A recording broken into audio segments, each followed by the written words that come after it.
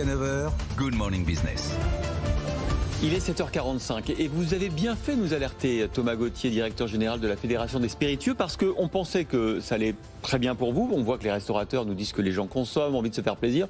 On pensait que c'était le cas aussi pour les spiritueux. Or, vous nous dites, attention, moi, j'ai des signaux d'alerte. Dans la grande distribution, la GABS baisse des ventes de 4% à fin mai. Aux États-Unis, avec l'inflation, les consommateurs, qui sont des clients importants pour les spiritueux, achètent moins d'alcool et de liqueur. Vraiment, vous êtes inquiet ce matin ?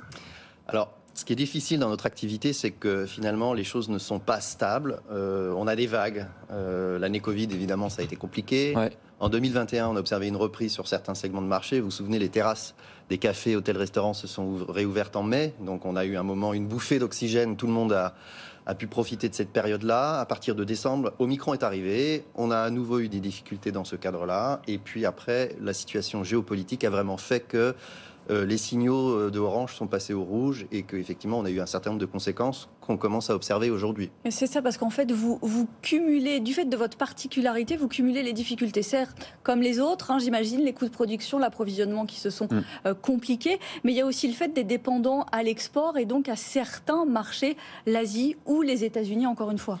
Le premier marché pour les spiritueux, ce sont les États-Unis, l'Amérique du Nord, notamment avec le cognac qui représente environ 2/3 des volumes et 3/4 du chiffre d'affaires de l'export. L'export, c'est pratiquement 5 milliards. On est avec le vin le deuxième excédent commercial de la France à plus de 4 milliards d'euros. Ah oui. Et là, vous voyez que les consommateurs américains commencent à être refroidis, d'ailleurs c'est l'objectif, par que l'inflation commence à les inquiéter et qu'ils consomment moins. Oui, alors on avait réglé un conflit, le fameux Airbus-Boeing, parce que nous, on est toujours un petit peu otage. Vous étiez la victime collatérale, victime collatérale du Airbus-Boeing, puisque la représailles des Américains, ça vous touche chez vous.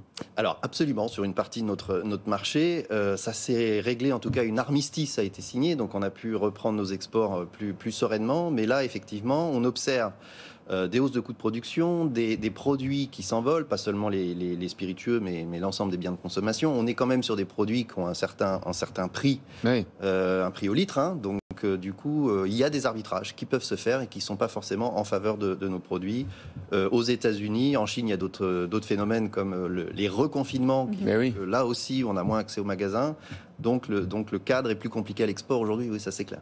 Est-ce qu'en Asie, vous sentez aussi les tensions diplomatiques, géostratégiques entre les blocs? Est-ce que le consommateur chinois, il est invité à plutôt prendre de l'alcool de riz que du cognac aujourd'hui par les autorités? Alors, c'est une question intéressante. Je ne suis pas capable aujourd'hui, c'est des signaux qui sont trop faibles. On sait qu'il y a des tensions géopolitiques qui sont là. En mer de Chine, en ce moment, il y a des avions qui survolent des zones qui ne devraient pas survoler. Mais maintenant, pour le traduire en fait dans notre catégorie de produits, c'est trop compliqué. Je ne peux pas vous dire par rapport à ça. Comment vous positionnez sur le marché domestique? Est-ce que ça s'est installé en termes de recul de ce marché domestique? Comment vous arbitrez à ce niveau-là? Alors, on a une baisse de la consommation sur le long terme, sur le très long terme. Depuis les années 60, on n'a pas arrêté de baisser la consommation en volume, boissons alcoolisées en général, spiritueux, mais pas que, vin, bière, etc. Bon, donc c'est pas mal pour la santé. C'est absolument bien pour des questions de santé. Il ne faut pas évidemment abuser en matière de consommation.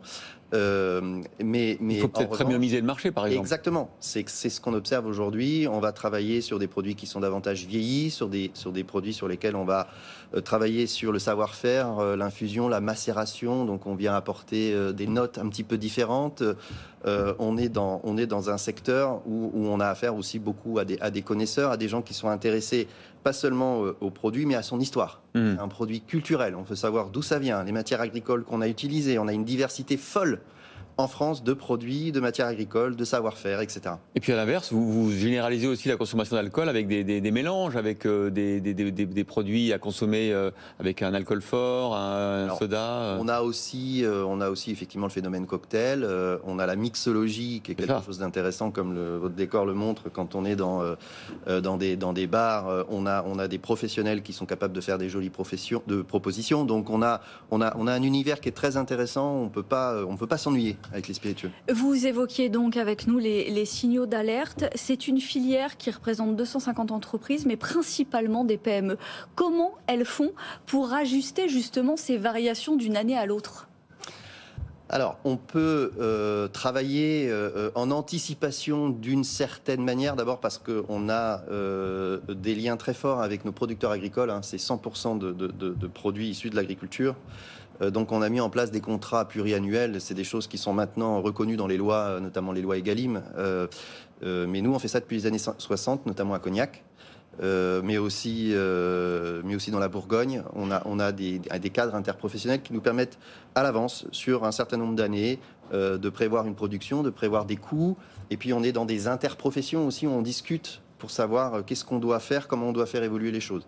Puis enfin, on a des produits qui vieillissent quand même, une partie d'entre eux, donc ça permet de gérer des stocks, ça permet d'anticiper aussi un minimum. On ne peut pas tout prévoir, mais ça permet de donner un petit peu de mou sur certaines catégories de produits. Après, avec la conjoncture actuelle, il y a des choses qu'on peut pas gérer aujourd'hui. Les signaux sur le gaz, les signaux sur les évolutions des coûts de production, agricoles et autres, ça, on ne sait pas faire. Hein. 100 000 emplois dans la filière. Vous attendez quelque chose des pouvoirs publics aujourd'hui? Ça va être compliqué parce qu'il n'y a pas de gouvernement, mais enfin bon, on peut toujours demander. Ce que l'on souhaite en premier lieu, c'est d'avoir un cadre réglementaire, notamment réglementaire et fiscal, qui soit adapté à la situation, qui nous permettent de gérer, qui nous permettent d'anticiper, qui permettent de prendre en compte nos particularités et de ne pas nous mettre dans des grandes lignes droites avec des grands objectifs qui concerneraient tout le monde et qu'on ne pourrait pas suivre et donc qui rajouteraient une difficulté. Et enfin, qu'on ne soit pas déconnecté des règles européennes et qu'on n'ait pas du plus et que, comme on est très exportateur, on soit du coup en porte-à-faux vis-à-vis de nos concurrents. Voilà, Thomas Gauthier, directeur général de la Fédération des spiritueux